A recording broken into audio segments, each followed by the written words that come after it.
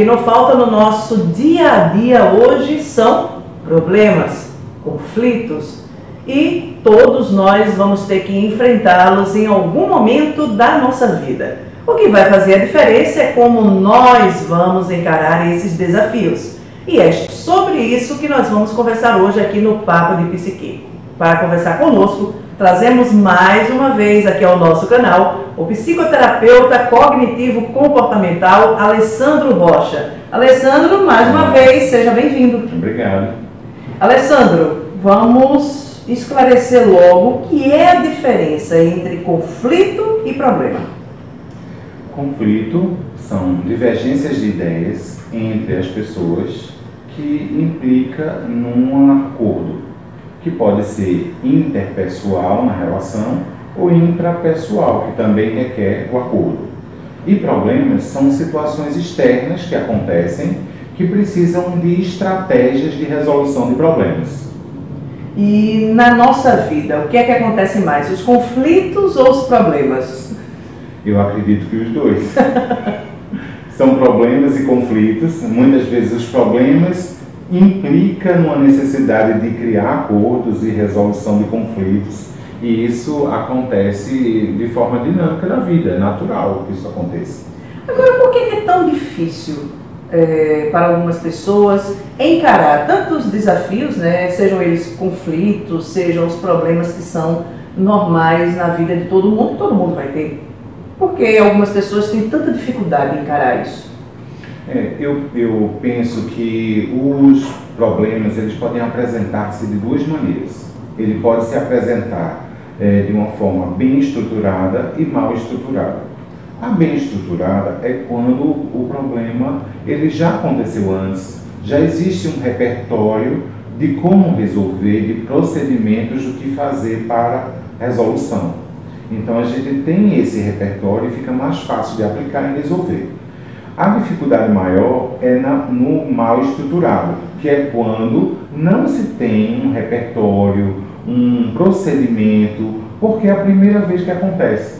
E requer que a gente elabore uma estratégia para a resolução do problema. Se isso dá mais trabalho, requer a gente pensar melhor antes de aplicar qualquer medida, qualquer estratégia. Antes da gente falar dessa estratégia, algumas pessoas, elas mesmo se deparando com um problema numa primeira vez, elas têm uma facilidade melhor de resolvê-los. E outras não, outras se desesperam, em algumas situações até com a repetição do problema. Por quê? O que faz essa diferença na pessoa ou na forma como a pessoa consegue encarar os desafios? São experiências de vida que vão ajudando as pessoas a aplicarem essas estratégias. Mas existe um ciclo de resolução de problemas, que é isso que eu queria também apresentar nesse momento. São etapas que são envolvidas nesses processos para que aconteça a resolução.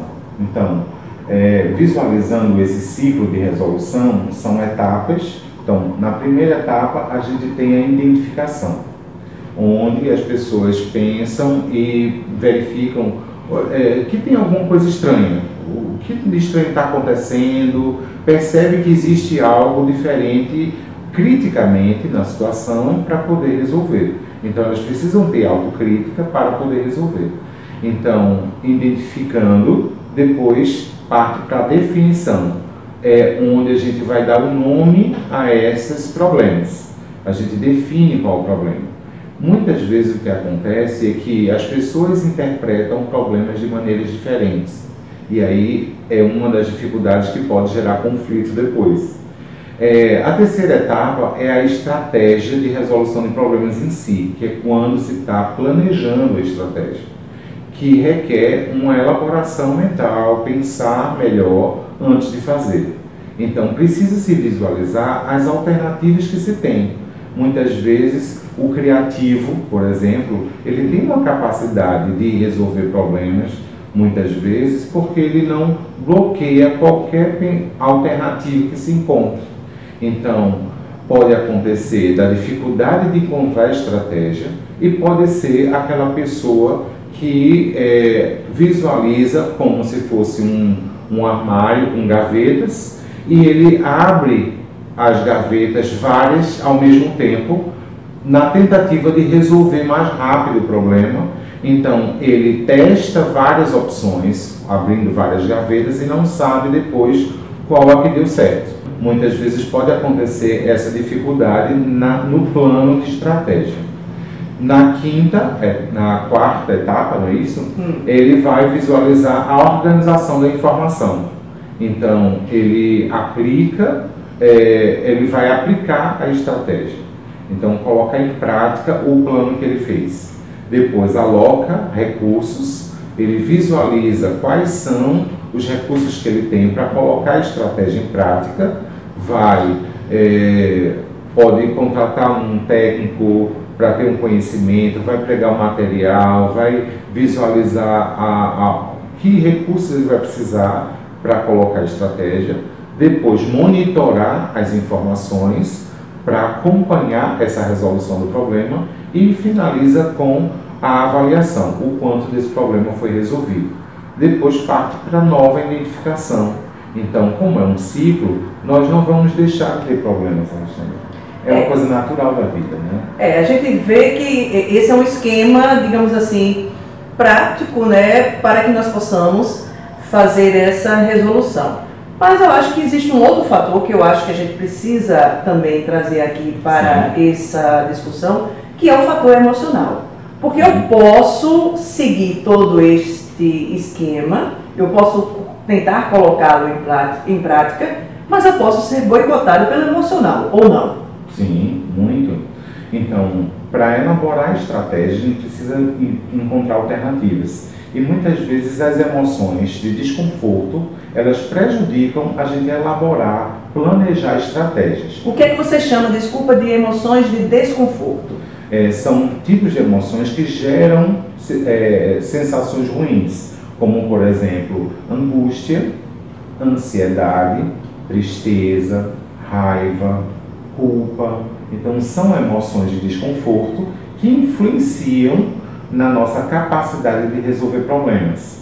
E aí pode dificultar encontrar as estratégias. Você trouxe uma coisa que é bem interessante, essa questão da culpa. A culpa, ela é muito presente, principalmente quando você se depara em situações onde, de alguma forma, você foi responsável para que elas acontecessem. E a gente percebe que realmente a culpa, ela é uma emoção bastante paralisante. Sim. Então, na terapia cognitivo-comportamental, a gente, como psicoeducação, vai ensinando esse ciclo de resolução de problemas, mas também vai regulando as emoções. Então, a gente avalia junto com o paciente qual o pensamento, a armadilha de pensamento que está acontecendo, que faz ela se sentir assim. Então, o pensamento é que ativa determinadas emoções, que faz com que ele paralise ou encontre essas alternativas. E essa forma de lidar com essas emoções, elas são construídas quando? Porque todos nós adultos, aliás, ao longo da nossa existência, nós temos problemas e conflitos desde criança. Isso é fato. Principalmente o conflito onde parte da convivência, a diferença da qual o outro é portador e que muitas vezes eu não aceito. Sim. E aí eu pergunto a você, essa construção desta forma de lidar com as situações, ela vai começar onde? Ela vai começar na infância? Ela pode começar dentro da forma como nós vivemos na estrutura familiar? Sim.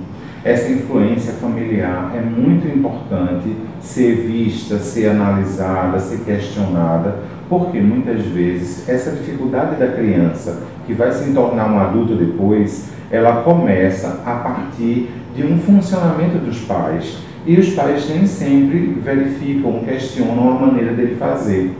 Então, são pais muitas vezes ansiosos, exigentes, que não contribuem para o funcionamento mais adequado da autoestima daquela criança, que vai se desenvolvendo e passa a apresentar um certo déficit de necessidades básicas, que é autonomia, autoconfiança, autoexpressão,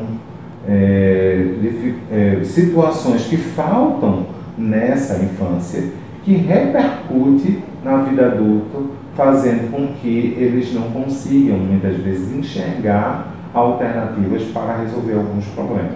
É o que a gente chama das crenças. Sim. Se transformam em crenças negativas de eu sou Sim. incapaz. Pequenas coisas, Alessandro, nesse período, elas podem gerar essas crenças do tipo, a criança vai ali, por exemplo, o menino vai ali e vê a mãe lavando o prato e vai ajudar a lavar um prato.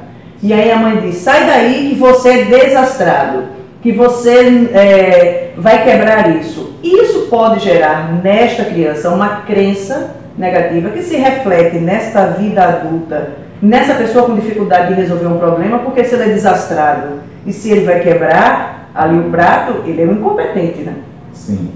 Então vai repercutir negativamente, não só a partir de uma situação, mas a partir de várias situações que se repetem, e ele vai... É um reforço, que reforça. Internalizando essa fala da mãe, que pode influenciar emocionalmente.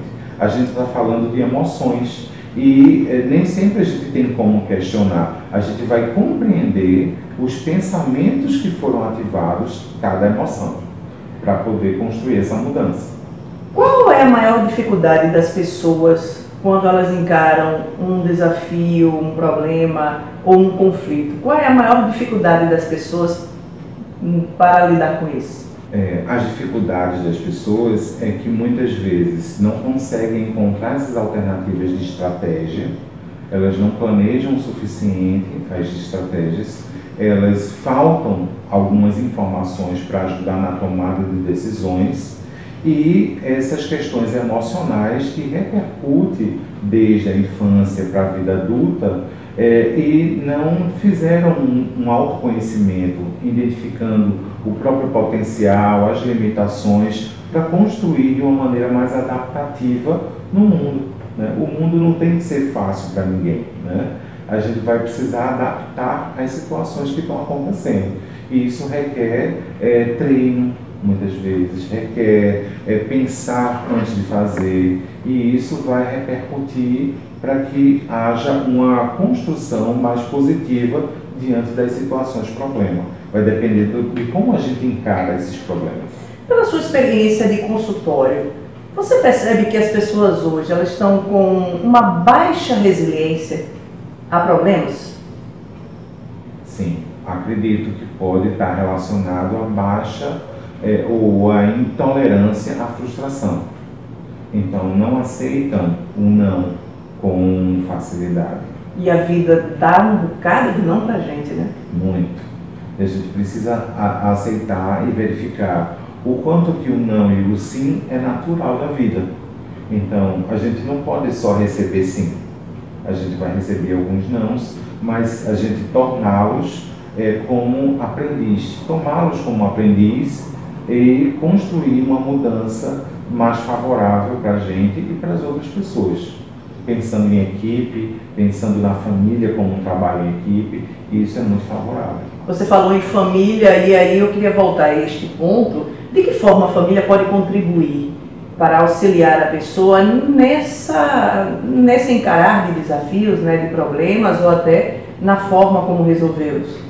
Eu penso que a família ela precisa dialogar mais, construir de uma forma que um ajude o outro, tanto os filhos ajudarem os pais ajudarem os filhos, como um trabalho em equipe. Uhum. E que isso pode ser construído gradativamente a partir das pequenas situações e assim construir de uma maneira mais favorável. Se o diálogo está difícil, requer uma forma da gente sentar, se reaproximar de um filho, verificar se existe algum problema, se existe algum conflito, para poder saber negociar e fazer os acordos. O mesmo vale, por exemplo, para os ambientes de trabalho? Sim, bastante, porque são relações. Então, qualquer relacionamento, qualquer convívio com as pessoas, a gente pode fazer acordos. O que muitas vezes na relação de trabalho fica difícil porque está envolvido uma cultura da empresa, outras variáveis que estão envolvidas que precisa ser considerada também de uma maneira sistêmica para entender o problema. Então, a dificuldade muitas vezes de encontrar estratégias é porque muitas vezes a gente não enxerga de maneira sistêmica determinados problemas. A gente busca fazer um olhar mais linear de isso causa isso. Mas quando a gente pensa de maneira sistêmica, a gente está olhando quais todas as variáveis que podem estar influenciando nesse problema para poder montar as estratégias. Se não encontramos todas as variáveis, mesmo assim, é possível a gente analisar com as variáveis que a gente tem no momento, para poder buscar as estratégias. Bom, eu queria, para a gente finalizar aqui, já estamos chegando aqui no nosso reta final, mas eu queria que a gente deixasse, Alessandro, porque possivelmente alguém que está aqui nos assistindo deve estar passando por algum problema agora. E, aliás, é uma coisa bem difícil, ninguém está passando por problemas nesse momento na nossa sociedade. Qual seria a dica que você poderia deixar para as pessoas com relação ao enfrentamento dessas dificuldades? Tem alguma dica prática, tem alguma coisa simples que a pessoa pode começar a fazer para que ela melhore a sua forma de ver o problema e, quem sabe, até de buscar uma solução para esse problema? Eu penso que a estratégia seria, primeiramente, a gente buscar ajuda, melhorias ou até informações. Porque quando a gente está, muitas vezes, envolvido, mergulhado no problema, a gente não vê essas alternativas. Então, muitas alternativas elas vão vir a partir da busca de novas informações para construir essas melhorias. E você perguntando, me lembrei de um filme chamado Um Golpe do Destino, onde na cena final o personagem Jack, ele vai numa reflexão no topo de um prédio e lê uma mensagem de uma outra personagem e diz que ele baixe os braços, ele não fique somente com os braços levantados, armado ou para se defender de várias coisas, que ele baixe os braços e reconheça o potencial e as limitações que ele tem para poder resolver as dificuldades que ele tem. Então, recomendo o filme e que a gente possa resolver as nossas dificuldades com mais estratégia, com mais amor no coração, compreendendo também outras pessoas, que a gente possa ajudar também a nossa família para isso. Que bom. Obrigada, Alessandro. Obrigado, mais uma vez por você ter estado aqui conosco. A gente está deixando aqui na tela o telefone de contato de Alessandro e também o endereço para quem quiser encontrá-lo, quem quiser falar com ele. E a você que esteve conosco até agora, nosso muito obrigado. Não esquece, se você gostou desta entrevista, curte aqui o nosso vídeo, deixa o teu comentário. Você pode inclusive deixar a sugestão de temas que você gostaria de ver aqui no nosso Papo de Psique. E a gente se encontra na próxima quarta-feira. Até lá!